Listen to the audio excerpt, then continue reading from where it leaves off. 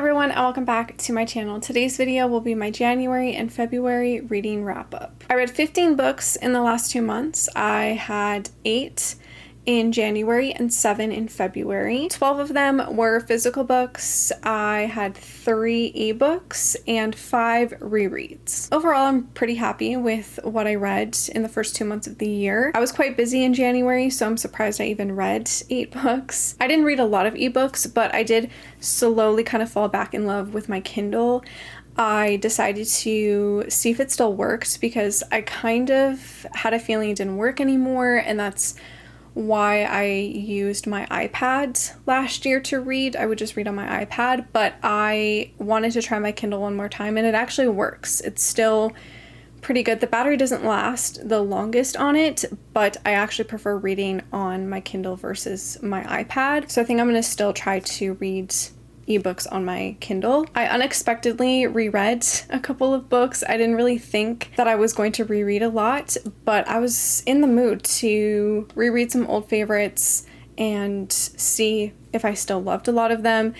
One of them was just kind of like a very random reread. I used my reading journal, and I've been very consistent on using this. I have written for every single book so far that I've read this year, and I've just kept up with it, which I'm very happy about. This is my new little easy reading journal. I have like a lot of notes and stuff, and I'm really enjoying this journal. I feel like it's very basic, very easy, and straight to the point, which is what I needed. I have a lot of books to get to, so let's get started. I'm obviously going to start with my January reads. So I started off the year with Good as Gold by Sarina Bowen, which I gave 4 out of 5 stars. If I'm looking down, it's because I'm referencing my reading journal. It is very difficult to remember what I read at the beginning of the year when we're already 3 months in. But Good as Gold follows Layla and Mateo, who are childhood friends and haven't seen each other in 14 years.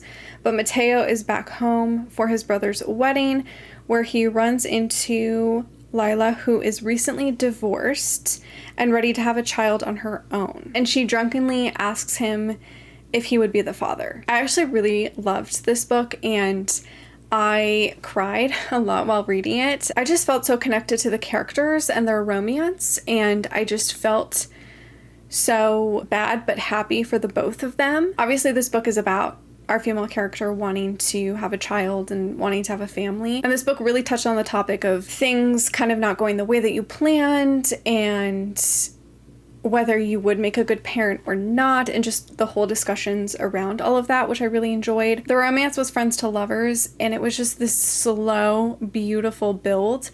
And I really liked that aspect of this book, and I feel like it really worked with the characters and the story and their history. I loved the small town aspects. I loved Mateo's family. I love how much Mateo cared for Layla and how he always tried to just do things for her to help her, to make things easier for her. I mean, this is not really a spoiler, but he basically saves something for 14 years of hers, and that just made me so emotional as well. Overall, it was just a really good book, and I'm really happy that this was my first read of the year. The second book I read was Wild Card by Karina Halley. This is the first book in the Northridge trilogy.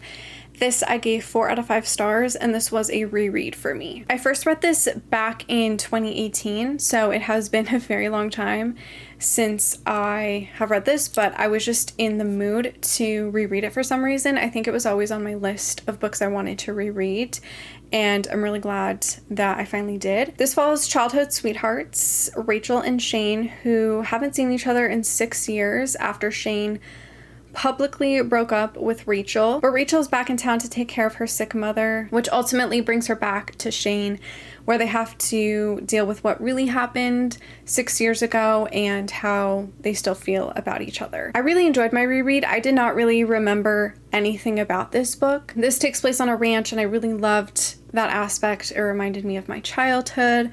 I really enjoyed the flashbacks to Shane and Rachel when they first fell in love when they were younger. I forgot the main, not plot twist, but the, I guess, mystery aspect in here a little bit. It's not really mystery. It's just there's a plot that you don't know about until the end. I forgot about that. Rachel goes through some very horrific things, and the way that Shane reacts was very intense, but it really showed how much Shane loved Rachel and how he really just wanted the best for her, and I absolutely loved that. I love Shane's family. They were all great. I did cry at one part in this book. It was very emotional, very just intense. It was just a great read, and I'm very happy that I reread it. Then I read Baden by Sawyer Bennett. This is the first book in the Pittsburgh Titans series, and this I gave 2 out of 5 stars. Baden's hockey career is in question after suffering a horrific injury, but a new opportunity comes his way, which leads him straight to the woman he saved on the night of his injury. This sadly was a little boring. I obviously felt so awful for Baden and Sophie because they went through a very traumatic event together, and obviously Sophie was dealing with a lot of PTSD from that, and it did feel very realistic, her reactions and how she was moving forward with all of that, but I just couldn't connect to the romance. I didn't feel their chemistry. I felt like the end was very rushed, and I understand that the whole message of the book is that love can save you and love can fix things, but because a majority of the book was quite slow with how Sophie was dealing with her trauma, the ending was so rushed that it felt like she just got over her issues so quickly, and it kind of felt like out of nowhere. There was like a slow build up to that, and then it just happened. And it didn't feel that realistic in that way, if that makes sense. While I was reading this, I felt more connected to the other characters, and I cared more about the other players than the 2 I was reading about. So I just didn't love this, unfortunately, but I am hoping to continue the series in the future. Then I read The Fake Mate by Lana Ferguson, which I gave 4 out of 5 stars. Doctors and werewolves, Mackenzie and Noah, decide to be fake mates to get Mackenzie's grandmother off her case about settling down, and after Noah's status as an alpha threatens his job. This was so fun. I loved it. It was also very smutty, and I did not expect that, but it was great. I loved all the werewolf elements. I loved kind of this unique world that Lana Ferguson created. I loved how Noah fell in love with Mackenzie first. He was definitely head over heels in love with her from day one. It was a very entertaining paranormal romance, and I just couldn't stop reading. I really enjoyed it, and I actually bought the Fairy Loot edition because that edition is beautiful, and I feel like I could reread this in a couple years and want to annotate it and just be more obsessed with it. I liked it, but I wasn't in love with it, if that makes sense. But I feel like I could love it again if I reread it. Then I reread Gabriel's Redemption by Sylvain Renard. This is the 3rd book in the Gabriel's Inferno series, and this I gave 4 out of 5 stars. This was my 4th time reading this book. I first read it back in 2014. I did reread it a couple years ago. I want to say it was back in 2020. I did reread it. I think that's the most recent reread, I'm pretty sure. But obviously I reread this because I did a Passionflix video on it. They finally released all 3 movies for this book, so I reread the book, vlogged all of that, reviewed it, and then I watched the movies and vlogged that, reviewed that. I will link that video down below if you want to know more of my thoughts on the book and the movies. I obviously don't really want to spoil what this 3rd book is about. So the 1st book, Gabriel's Inferno, follows Julia, who goes to college where she meets her professor, Gabriel, who she actually knows, and they have a very mysterious past together. I love this series very much, and I'm glad I did reread it and watch the movies and do that whole video. It was very fun.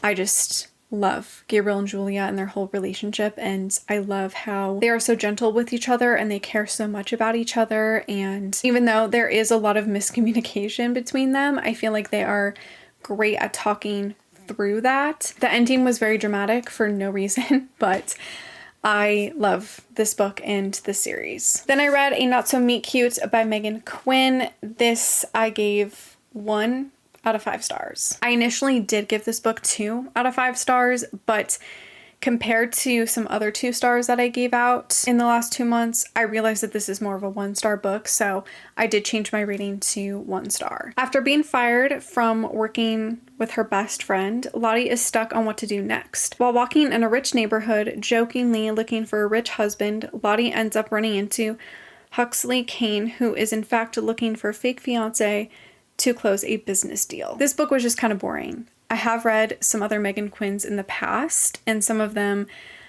I think I've given like 4 stars, but this one just is not one of her best. I didn't like the characters. I didn't enjoy the romance. I will say the sex scenes in here were great, and that was probably like one of the only good things about this book.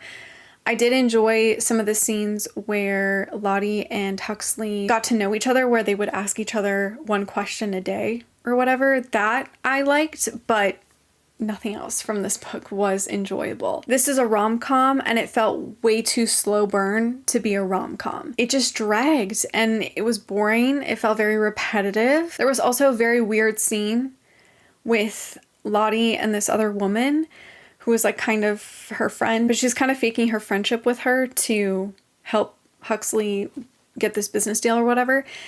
And there's a very like weird, inappropriate scene that happens, and it just made me so uncomfortable. I was like, what is the point of this scene? I just really did not enjoy this book, so I'm happy I did change my rating to 1 star because there was nothing good about this book. Then I read Always Only You by Chloe Leese. This is the 2nd book in the Bergman Brothers series, and this I gave 3 out of 5 stars. Ren is a hockey player who has been in love with Frankie since he met her 3 years ago, but Frankie works for the team's socials, so a relationship between them is forbidden until Frankie gets another job opportunity. I enjoyed this, but some things did feel a little flat for me. I definitely liked it more than the first book. I think the first book I gave 2 out of 5 stars, so this one was an improvement. I did really like Ren and Frankie, and I liked their romance, and I liked them as characters. I just felt like it was a little too slow burn considering how small this book is. I liked how Ren knew that Frankie was the one for him, and he just waited for her. I loved that. I liked the slight forbidden aspect. That was kind of fun. I really enjoyed how Frankie was very open about her being autistic and how she struggles with certain things. And I really loved the convo that she had with Ren's sister. That was so beautiful. I kind of cried. I do love the Bergman family, but I just don't think I can read the rest of the series because I don't enjoy the writing or the book. Like, I don't know what it is about this series that I'm not obsessed with. Maybe it is the writing or just like the storytelling. I'm not exactly sure, but I don't think I'm going to read any of the other books in this series. I was thinking about it, but I'd rather just focus on other books that I could love. I am glad I did give the series another try, but I won't be continuing. And then my last January read was Lore Olympus Volume 2 by Rachel Smythe. This I gave 3 out of 5 stars. This is obviously a graphic novel, and it is a very fun, dramatic, and scandalous retelling of Hades and Persephone. The art in here is absolutely beautiful. I love the bright colors. I love the deep colors, like all of this like blue and pink. It is just gorgeous. I do love the art style and just all the coloring and everything. It's so fun. However, I feel like the story is a little confusing for me. I don't know if it's just because I'm maybe reading it too fast. I do try to go quite slow and like try to take in everything, but it is a little confusing. I also kind of mix up some of the characters just because I feel like there's so many. It has been almost 2 years since I read the first volume, so that could also tie into why I didn't love this. I did love all of the Hades and Persephone scenes in here, but there wasn't enough. It felt like there were so many other scenes of other characters. Even though this is a very beautiful, gorgeous graphic novel, I don't think I'm going to continue the series considering this is like $30 to pay for, and I just don't love the story enough to spend that kind of money and continue it. But yeah, it was all right. I mean, if you love graphic novels and you love romance, I do recommend checking out this graphic novel series, but I unfortunately will not be continuing. Then we get into my February reads. So I started off February with a reread, and that was Twisted Emotions by Cora Riley. This is the second book in the Kimora Chronicles series, and this I gave 4 out of 5 stars. This is about an arranged marriage between Nino Falcone, the right-hand man and brother of the Chapo of the Kimora, a cruel, emotionless, but genius of a man, and Chiara Vitiello, cousin of the Chapo of the New York mob, a shy and traumatized woman now even more terrified for her future. I feel like my summary wasn't the greatest on this, but it's an arranged marriage between 2 characters from different mafia families that are obviously forced to marry to have some sort of alliance. I'm pretty sure I first read this back in 2019 and I gave it 4 stars back then, so my reading did not change. I really enjoyed this book. I even annotated it, which was so fun. I'm really glad that I was able to annotate it and add tabs and just fall back in love with these characters. I forgot pretty much everything that happened in this book. There was like maybe 1 or 2 scenes that I do vividly remember, but everything else was kind of like I was reading it for the first time. I love Nino and Chiara so much. I love their connection. I love how slowly they fall in love. I mean, Nino's very questionable on love. I really loved how much Nino wanted Chiara to but to deal more with her trauma and like try to move forward past that and to not let it ruin her future and her relationship with the Falcone men. I forgot the way that Nino dealt with feelings and how he would always touch Chiara's pulse to gauge her feelings. I forgot that aspect, and I just think Nino in general is a very interesting character. I will say the ending was very rushed, and I'm so glad we got another book on these 2 because the ending did not do them justice. Like, that ending was so rushed and it just kind of came out of nowhere. So I'm very glad that we got Twisted Bonds, which I did reread. But I'm so happy I reread this and got to be back with the characters. The next few I actually haven't hauled yet, so you will see these again in my book haul. But I did also reread Twisted Pride by Cora Riley. This is the 3rd book in the Kimora Chronicles series. I decided to buy these editions. I obviously have the original editions there, but I wanted to annotate the series and I wanted the new covers to annotate, so I bought these editions as well. I did give this 4 out of 5 stars. This follows Remo Falcone, who is the Chapo of the Kimora, and he decides to kidnap Serafina, who is the niece of another rival mob boss, on the day of her wedding for a long game of revenge. This was another one that I didn't fully remember a lot from either. I'm pretty sure I read it back in 2019 as well, and I also gave it 4 stars then. Remo obviously was in love with Serafina from the day he saw her. Like, it was so obvious how he just cared so much about her, but was trying to be this tough, heartless Chapo. The Falcones had such a stronger bond in this book. They were truly a family. It's weird because obviously I love the Born in Blood series and I love Dante in those books, but I hated him in here. Like, I hated Serafina's family in here. They never listened to her at all. They never listened to what she wanted. The ending was so action-packed, and this book was just very entertaining, and I loved rereading it and falling back in love with Remo and Serafina. Then I had a little break from my rereads and I read a couple of other things. So this was another one that I haven't hauled yet, and that is Bride by Ali Hazelwood. This I gave 3.5 out of 5 stars. Misery Lark, daughter of a powerful vampire councilman, has been called upon to uphold an alliance between vampires and wares by marrying Were Elpha Lowe. Both withholding secrets from each other, Misery has a very mysterious and specific reason why she agreed to marry Lowe. This was really fun, really entertaining, and I will say I couldn't stop thinking about it after I finished it.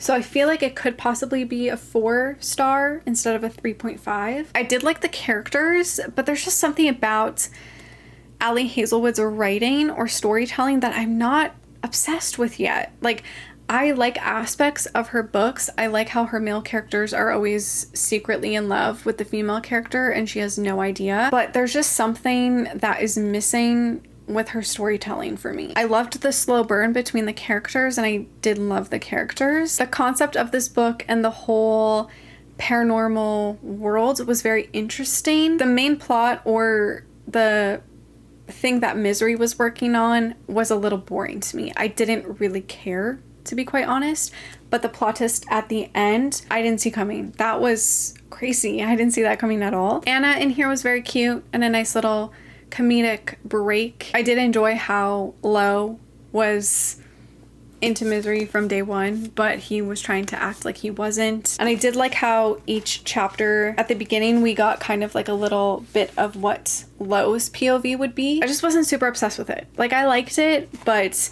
I feel like I could reread this and like it more, if that makes sense. And I do see myself rereading it in the future and possibly annotating it and just appreciating it more for what it was. I think because I didn't really know the direction that it was going to go in, it kind of threw me off a little bit, I guess. I was expecting more of like a romance aspect, and there was a romance aspect, obviously. It was the main point of this book, but there was also other plots and other things happening that kind of took me out of the story and out of the romance. So I think if I reread it, I would like it more, if that makes sense. So I don't know. I liked it, but it could possibly be more of a favorite later on. Then I read Barbarian's Bride by Ruby Dixon. This is the technically 19th book in the Ice Planet Barbarian series, and this I gave 3 out of 5 stars. I don't really want to spoil this book because this is the last book in the series, but if you don't know what the Ice Planet Barbarian series is about, it just follows a bunch of women who get abducted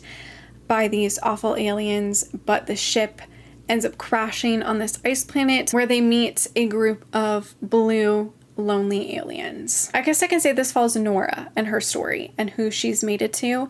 She is kind of feeling a little unhappy in her relationship, and her mate thinks that she wants to have like a wedding, like a human wedding, but Nora just wants to be a little bit more adventurous in the bedroom. I can't believe I finally have finished the series. I started the series back in 2019, and I just never had the strength to finish this last book for some reason. Even though Ruby Dixon is still writing in this world and with some of these characters in her Ice Home series, it just felt so weird to finally finish this last book. I feel like it's been at least maybe a year or two since I read any of the other books in the series. I might have liked it better if I had read it closer to when I read the other books in the series. The characters were cute. I did enjoy Nora's story. I liked how it took place in the present, but also flashed back to the past and when they first were mated. But the book also did feel slightly repetitive and kind of just the same thing over and over again. And I did think that the ending would be a little bit more sentimental because it is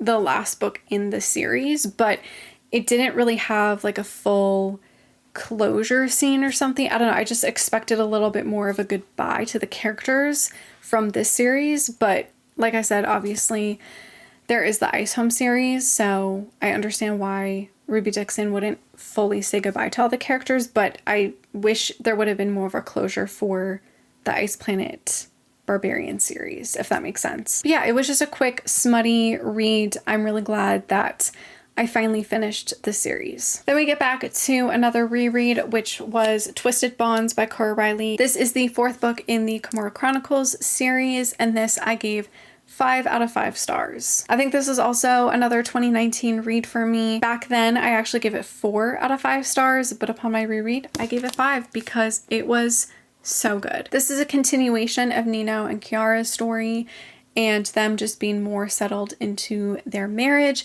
and it kind of also overlaps with Twisted Pride and kind of goes back into what happened then, but through Nino and Kiara's eyes, I guess. I just love the characters so much. I love the family so much. You could tell that the characters just really grew and they had such great development, and I feel like this was such a proper goodbye to Nino and Kiara and their story and their romance. It just feels like they finally got the ending that they deserved. The ending did drag a little bit, the kind of major plot, I guess, towards the end kind of dragged. This is also definitely one of my most annotated books. It was so fun to annotate this. I wanted to annotate literally everything. I'm so happy I reread this. I just love these characters and this world so much. I have 2 more books that I read in February. So the next one is Tame the Heart by Ava Hunter. This I gave 3 out of 5 stars. This follows Ruby Bloom, who is running away from her very controlled life and ends up at Runaway Ranch, where she meets a grumpy cowboy named Charlie, who instantly doesn't like her, but after a negative video of the ranch hits the internet, Ruby jumps at the opportunity to help, which means she'll be there for the entire summer. I think I started this book back in November, I'm pretty sure. I started it, I think, in a vlog or something like that. I had started this shortly after I read Reckless and Hopeless by Elsie Silver, and I finally finished it. It took me a couple months, but I officially finished it, and I liked it. It took me about 100 pages to really get into the story. I mean, it is quite a big book, but I wasn't fully gripped until the 100-page mark. I didn't fully connect to the characters or the romance. I liked the ranch aspect. I liked how descriptive Charlie was about his love for Ruby. The way he would just describe her and how he felt about her was so beautiful. And even Ruby had some great descriptions about Charlie as well. Their love just felt very beautiful, but I didn't connect to it, if that makes sense. Like I wasn't obsessed with their romance or them as characters. I love how Charlie fell first. I love how dedicated he was to Ruby. I loved how he fought for her. I loved how he wouldn't let her go and he knew that she was the one for him. I do wish Ruby would have been honest about what was going on with her. That kind of dragged for me. I'm glad the social media aspect wasn't a huge part in here because I normally hate that in books. It was just kind of the beginning and then there was like the odd mention of it, but it wasn't very heavy in this book, which I appreciate. I enjoyed all of the descriptions of the ranch and the farmland and it being summertime. It just reminded me of my childhood and growing up on a farm. Yeah, the mystery element in here was very interesting, but at times kind of came out of nowhere, if that makes sense. Overall, I just couldn't really connect to the characters and the romance, but it was an all right book. I don't think I will continue the series. And then the last book I read was Unsteady by Peyton Corinne. This I gave 2.5 out of 5 stars. After suffering a severe head injury and stuck with panic attacks, Reese is just looking for something or someone to help. Sadie is a figure skater with a million things on her plate, but maybe Reese will be the break that she needs. I did not enjoy the writing style. It felt very stiff and a little off. Kind of like things just really didn't flow. The writing just didn't feel organic to me. I honestly didn't like Sadie in the beginning. I didn't feel the connection between Sadie and Reese. It was a little too insta-lovey for me. I do like how Reese fell first and he was just willing to take care of her and take care of her brothers and just be there for her. And he just always wanted to be with her, but it kind of felt like it happened too fast. I liked Sadie's brothers. I liked Reese's parents. I will say I was kind of confused a little bit at times with his teammates and like who was who because they had like their first names and the last names and it just kind of confused me at sometimes. The writing style just really did not work for me and overall I found this book to be very forgettable. So those were all 15 books that I read in the last 2 months. Let me know if you have read any of the books that I talked about and what you think about them, or let me know what you've read in the first 2 months of 2024. Thank you so much for watching. Make sure to give this video a like, subscribe, follow me on all my other social media, and I will see you in my next one. Bye.